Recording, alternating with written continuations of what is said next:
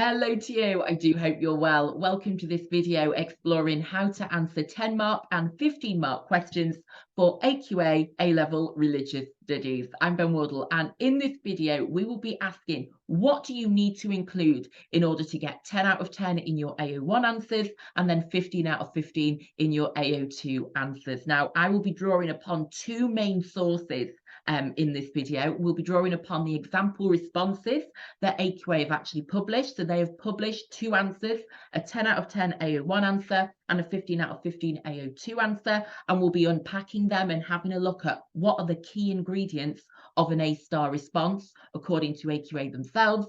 And then we'll also be looking at their examiner's report, which is basically their feedback on the exam scripts that they've read. And this was based on the June 2019 paper. And then that allows us to think, right, what do we need to work on? What do we need to do in the run up to our exam so that when we're sitting the exam in the summer, we are getting as many marks as we possibly can? So they are the two sources of information that we're working with today. And you can access those both on the AQA website if you would like to spend a bit of time reading them yourself. So let's get started, shall we? And we are actually going to start with the examiner's report from 2019. I think this tells us so much. It is so valuable in terms of what we need to be working on now so that we have the best chance of securing that A-star in the summer. And that is a really important thought to keep in mind, because the first line of the examiner's report is this: this year, some scripts were outstanding and some students achieved full marks. And that is so important to know, guys. You are capable of achieving full marks. It is possible to do so. So let's aim for that. You know, you need to be ambitious, you need to be confident, and you need to be working towards those top marks. So let's be, really clear. It is possible to get full marks. It is, of course, possible to get that A-star. So let's put the work in and let's achieve it. They do note, however, that a small number of students were unable to complete the paper in the time available. So for me, the key takeaway there is let's focus on time management. Make sure that you are managing your time well, that you are watching the clock, and that you're able to complete the full paper. Remember, the papers are 3 hours long. They are 100 marks each. So make sure you are answering every single question on that exam. However, the majority of people were able to complete it in time. So again, it's more than doable. It's just about developing your time management techniques, which with practice will come. They've also noted a very few papers did have significant legibility issues. Now, all that means is make sure they can read your handwriting. Yeah, it goes without saying they can't give you marks if they can't decipher what you've written. Yeah, they don't want Egyptian hieroglyphics, do they? They want to be able to read really clearly every single word that you've written so they can give you as many marks as possible. So make sure that you're doing that. Make sure they can read your handwriting. Also noted there in that first paragraph that many students chose to do questions in a different order. There is no law against doing the questions in a different order. It's all about what works for you. I would always certainly recommend reading through all the questions at the very start of the exam, just so then that your brain can be working away, retrieving information about the different questions whilst you get started, if you see what I mean, so that by the time you then get to the final question, your brain's had a lot of time, potentially over 2 hours, to actually be retrieving information from your long-term memory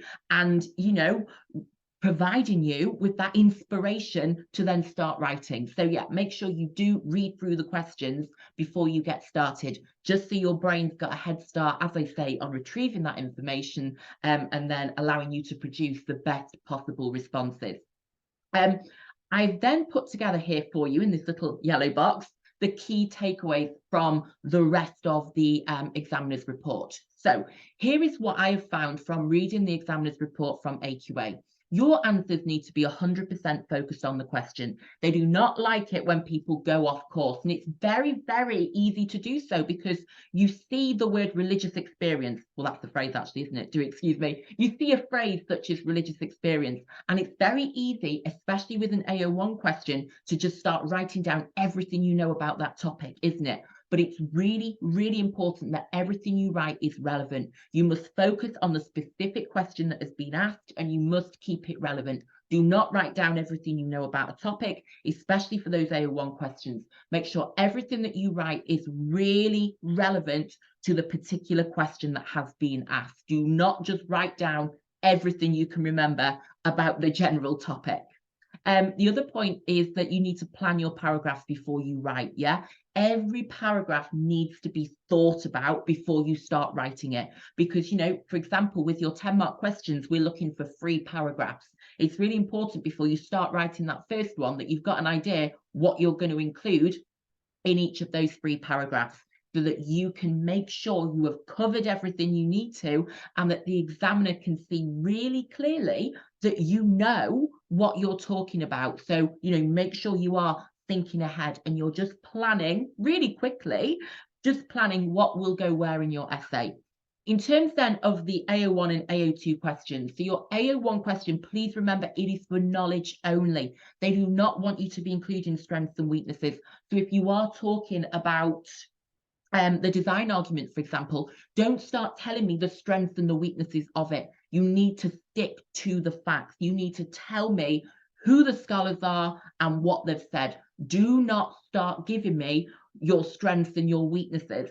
Absolutely not. You need to save them for your AO2 questions. So just remember, with your AO1 question, it has to be focused on the facts. Do not evaluate. Do not give strengths and weaknesses. Make sure it is all knowledge. AO2 then is where you can let your evaluation shine, yeah? And make sure you are doing that with critical analysis. And all that means is don't just, in your 15-mark answers, present the strengths and the weaknesses. Don't just give me a strength is this, a weakness is this, or someone may agree with this statement because, someone may disagree with this statement because. We're not at GCSE anymore. You need to include critical analysis. And basically what that means is that you are then commenting on those strengths and those weaknesses, if that makes sense. So you're not just telling the examiner why someone would agree with the statement, but you're then telling them, are they right to agree with the statement?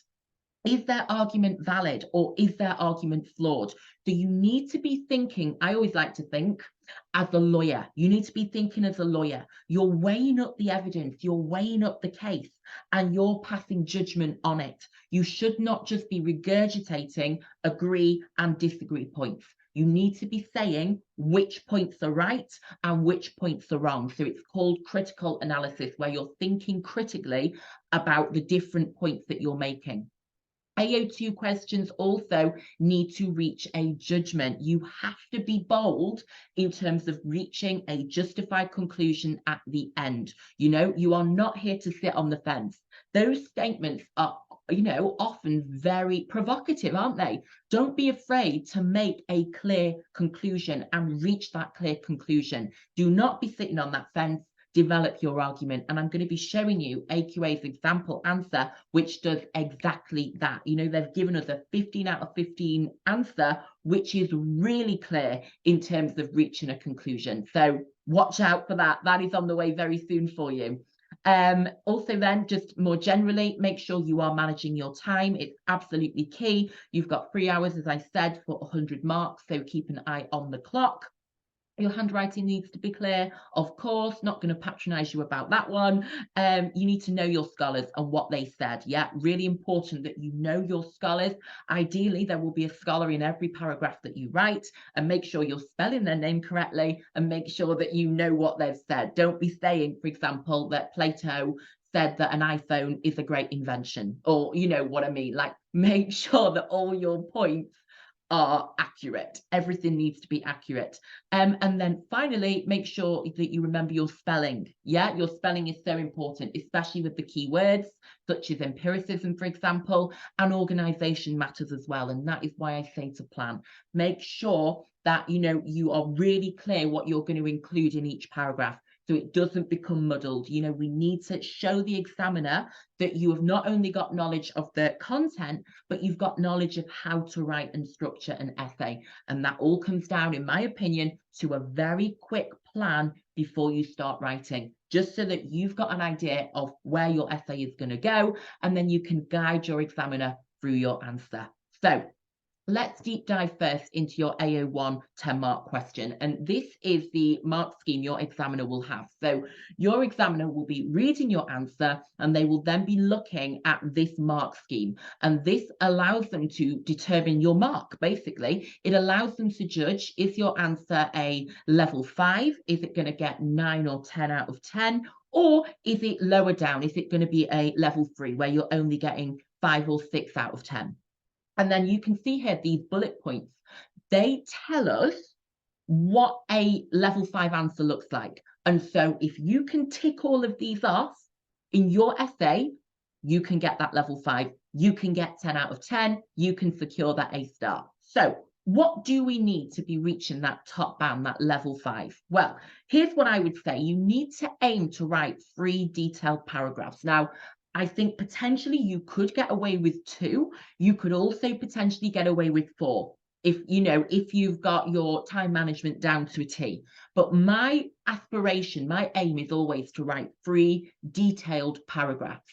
And these paragraphs need to show accurate knowledge of the topic.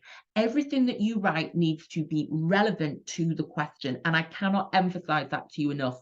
Do not just write down everything you know about the topic. Make sure you are answering the specific question that has been set. Be really selective in terms of what information you choose to write about and include. Each paragraph needs to be fully explained with evidence. We don't just want to be giving them surface level knowledge. We want to have that depth of knowledge. We want to show that we fully understand the topic. And this should include the names of scholars and what they have said. Yeah. When you are writing your essays, you need to be referring to scholars. Your essays need to be anchored in their ideas, in their quotes, in their books. We don't want to write an entire essay and think, I've just basically made it all up. We need to prove that we are grounded in expertise. And the way that we do that is by referring to scholars. So make sure your scholars are in there. As I've said, aim for, 1+ per paragraph. Your paragraph should also include examples to illustrate. So, for example, if you are talking about religious experiences, then make sure you're actually using examples of religious experiences. St. Bernadette, for example, St. Paul. Make sure you're using examples. They are brilliant in an AO1 answer. And then my final point is to use your tier-free vocabulary and to use it correctly. Yeah, make sure you are using those keywords, but also make sure you're not just using them for the sake of it. Make sure you fully understand the words that you're using and make sure you can spell them correctly. And this all comes from level 5, where it says knowledge and critical understanding is accurate, relevant, and fully developed in breadth and depth with very good use of detailed and relevant evidence, which may include textual and scriptural references where appropriate. Where appropriate, good knowledge and understanding of the diversity of views and or scholarly opinion is demonstrated, and there is clear and coherent presentation of ideas with precise use of the appropriate subject vocabulary. So that again is why I would say to plan, because they want to see clear and coherent presentation of ideas. You want the examiner to feel you have organized your essay, which of course you have done, and you want them to feel that you have guided them through your answer, that they're not, being taken here, there, and everywhere. It wants to flow. That's the word I've been looking for. We want flow from start to finish. So it's a really enjoyable read. So what might that actually look like? Here is an example 10-mark answer from AQA. And interestingly, they've said that this is quite a long answer. So don't worry if you're thinking, I can't write that for a 10-marker. They have acknowledged that it's quite long. And so the candidate could risk running out of time as a result of spending so long on their 10-marker. But nevertheless, they have said this is a level 5, 10 out of 10 answer. So as you can see, I feel like I'm doing the weather now. As you can see, we've got 3 really clear paragraphs, haven't we? I can instantly see that they are linking it to the question because their first line says, one understanding of religious experience is the idea of vision. That is such a clear link to the question. Examine different understandings of religious experience. That is really important for organisation, isn't it? It's showing the examiner that each paragraph is going to be relevant. It's going to be focused. I can also see in that first paragraph, and I love to see it, examples. I can see St. Bernadette's name there, for example. So that is, as I've said, really important for securing your top marks, that you are using examples. Absolutely fantastic to see. I'm then looking at the second paragraph and I can instantly see Walter Stacey's name, which is excellent because he's named on the specification. I can also see there William James's name, which is brilliant. I've got 2 scholars there who are providing authority to my paragraph. Fantastic, really happy to see that.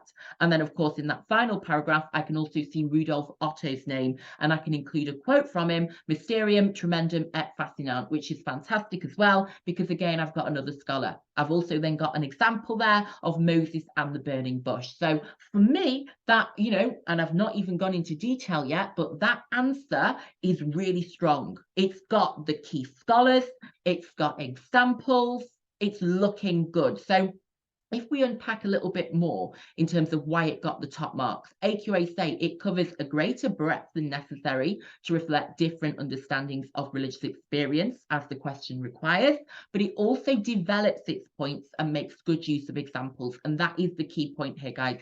You are developing your points. As I said before, we want to see detail, we want to see explanation, and we want to see those examples. It ranges over all the types of religious experience. So, you know, they've ticked off the different understandings we've studied. However, the example do say that other excellent answers were actually more selective and dealt with more specific topics. So you didn't need to cover 3 different understandings. 2 understandings, for example, would have been sufficient if you'd had a lot of depth. So, you know, you've got to make that choice about breadth and depth and balancing how many things you cover, you know, and weigh that up with the depth you cover them in. Like many high-level answers, it structures the response into 3 paragraphs, each with its own theme. Now, this is something I always like to encourage when you're planning. I always think with a 10-mark question, think of it as 3 paragraphs where you're going to talk about a different key concept in each. So you've got to say, right, what is the key concept I'm going to talk about in my first paragraph? In this case, it's visions. What is the second key concept that I'll talk about in my second paragraph? In this case, it's mystical experiences. And then what is the third key concept I'm going to talk about in my third paragraph? And in this case, it's numinous experiences. So that's why planning is important, because I always say, think of your 3 key concepts for the question that you want to cover, and then you can dedicate a paragraph to each of them. The example would say, notice that it starts with a direct response to the question, avoiding a general introduction that wastes time but adds little to the answer. And I think that's a really important point to make. Yeah, don't waste time with waffle. Cut to the chase, and that is a brilliant way to do it. So just have a 1 sentence at the start of your first paragraph that is directly linked and so relevant to the question. They also put notice. No, I've just read that. I'm getting too excited. It shows good knowledge and understanding, that's what I meant to read, of the diversity of views. Its presentation is clear, as I've said, because you've got those 3 core concepts, which are so well put together and written, and there is understanding of that diversity of views. So we're really happy. Under exam conditions, however, it would be unreasonable to expect any more. So you couldn't get any more than that, is what they're saying. That is a perfect answer, basically. So yes, 10 out of 10 for your 10 marker, 3 paragraphs with explanation, with evidence, referring to scholars. There's absolutely no, and this is important, no evaluation there. They're not saying whether Stacey's right in having this introvertive, extrovertive distinction. They're not evaluating James's criteria of passivity, ineffability, noetic quality, and transience. They're stating the facts, and that is exactly what you need to do in order to get your 10 out of 10. Let's move on then, shall we, to the 15-mark question, where we are giving the strengths and weaknesses, where we are evaluating and thinking critically. And again, let's have a look, shall we, at the mark scheme. And to get a level 5 when it comes to your 15 marker, you need to produce a very well-focused response to the issue raised. It needs to include perceptive discussion of different views, including, where appropriate, those of scholars or schools of thought with critical analysis. There needs to be an appropriate evaluation. So again, it needs to be relevant, fully supported by the reasoning, and there should be precise use of the appropriate subject vocabulary. So what do I need to do for 15 out of 15? What does this actually mean in actionable steps and clear bullet points? First of all, you need to be fully focused on evaluating the statement. Again, do not just tell me everything you know about that topic. I'm not actually interested in what you know about religious experience or process theology or the cosmological argument. I want you to evaluate the statement. And again, that's why I'm going to say, think like a lawyer. Imagine you're in that courtroom. Imagine you're presenting the case. Imagine that you are presenting that judge with an argument. You know, it is all about thinking like a lawyer, not regurgitating knowledge. So make sure everything is really focused on evaluating the statement. Leading on from that, you need to link every paragraph back to the statement you are evaluating. Every single paragraph needs to say, therefore, you know, and then refer back to the statement and whether the statement is right or wrong. Make sure you are continuously linking back, because that shows that you're evaluating the statement. So make sure you are linking back to that statement to demonstrate you are evaluating it. You know, really easy to do, but it really has a big impact, I think, on the marks that your answer will get. You need to refer to different scholars who would have different views about the statement. So you need to be saying, well, on the one hand, you know, Plato would say this because, but then in another paragraph, you could be saying, on the other hand, Aristotle would argue this because.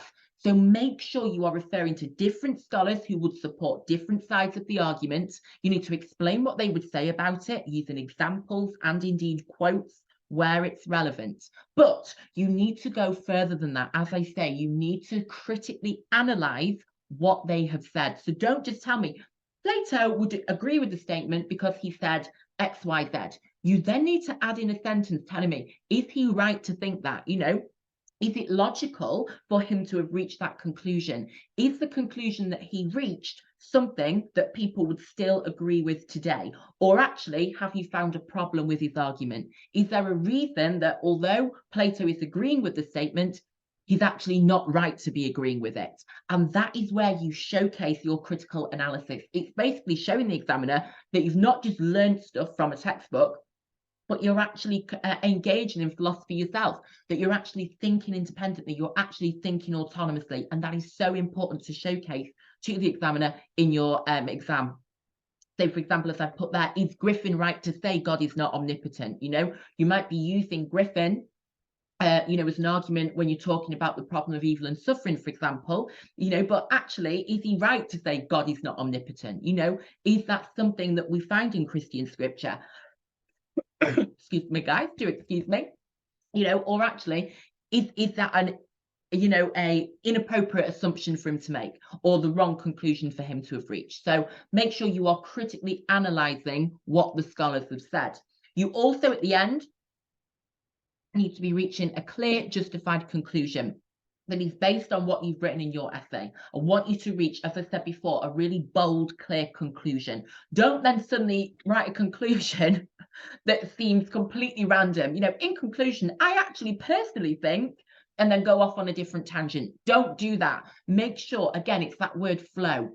Make sure that your conclusion does not come as a shock to the examiner. Don't give them a heart attack because you've done a complete 180. Make sure that your conclusion is about bringing everything you've written together and delivering this really clear, bold, decisive end. You know, this is the icing on the cake, isn't it, when it's your conclusion? It's the cherry on top. It's bringing everything together and it's saying, there you go, examiner. Give me the A star. That's what I want your conclusion to be doing. And then really importantly, make sure you are using the keywords as the spec said. There should be precise use of the appropriate subject vocabulary. So make sure you're using your technical terms and make sure you're spelling them correctly. So what does this look like in practice?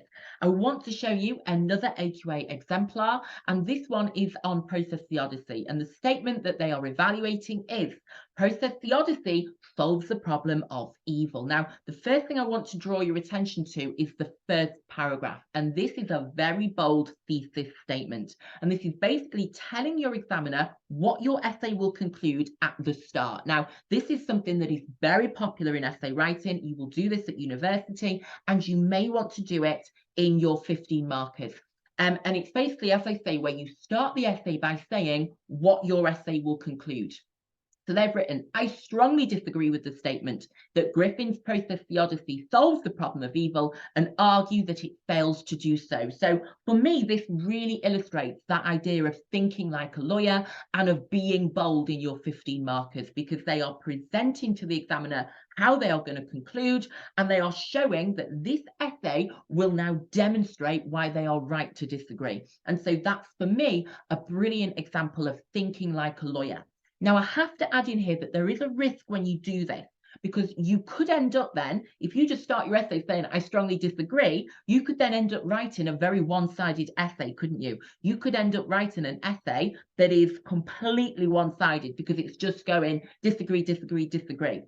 And this is noted here in the feedback from AQA, because they've put some people who started in a similar way produced one-sided arguments that could not be awarded more than level 2, so a very low mark. There is a risk that this structure could lead to a lack of development of any counter arguments, because the conclusion is black and white rather than more nuanced. So what I would say about that is, make sure if you are going to start with a thesis statement, and I do think it's a good idea, that you are including the counter arguments in your essay.